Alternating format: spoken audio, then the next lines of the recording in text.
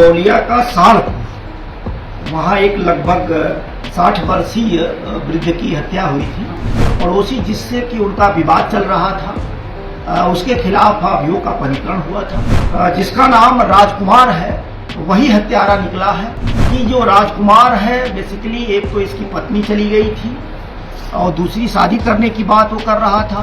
मारपीट होने से लेकर के और किस तरीके से वो भागा और कहां उसके द्वारा फिर उसको ले आकर के उड़ाया गया। जनपद बस्ती के थाना दुबौलिया अंतर्गत 11/12 की रात्रि में एक गांव है दुबौलिया का सालपुर, वहाँ एक लगभग 60 वर्षीय वृद्ध की हत्या हुई थी। तत्कालिक रूप से हत्या की सूचना प्राप्त होने के बाद स्थानीय स्तर सहित समस्त उच्च अधिकारियों द्वारा मौका मुआयना कराया गया था। मृतक के भाई द्वारा जो दी गई तहरीर थी, उसके आधार पर उनके एक पड़ोसी जिससे कि उनका विवाद चल रहा था, उसके खिलाफ अभियोग का पंजीकरण हुआ था। प्रकरण चूंकि हत्या से संबंधित था, गंभीर अपराध था, इस कारण से न सिर्फ FIR बल्कि अन्य पहलुओं पर भी इसकी सघन विवेचना की गई।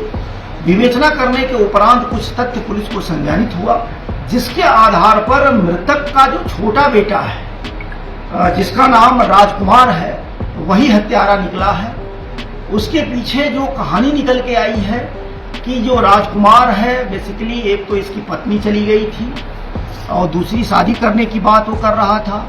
इसके अलावा कुछ काम मजदूरी वगैरह करने को लेकर के आए दिन उसके पिता से उसकी लड़ाई झगड़ा हुआ करती थी और यही कारण था कि हत्या वाले रात्रि में भी, जैसा ये बता रहा है कि संभवतः वो नशे में था। कितना सच कितना झूठ चूंकि आज की डेट में हम नहीं कह सकते, लेकिन मारपीट होने से लेकर के और किस तरीके से वो भागा और कहां उसके द्वारा फिर उसको ले आकर के उड़ाया गया, फिर क्या क्या उसकी स्वीकारोक्ति के साथ साथ हम साक्ष्यों का परिशीलन करके आज मृतक के हत्यारे पुत्र को हम नियमानुसार कोर्ट के सामने पेश कर रहे हैं।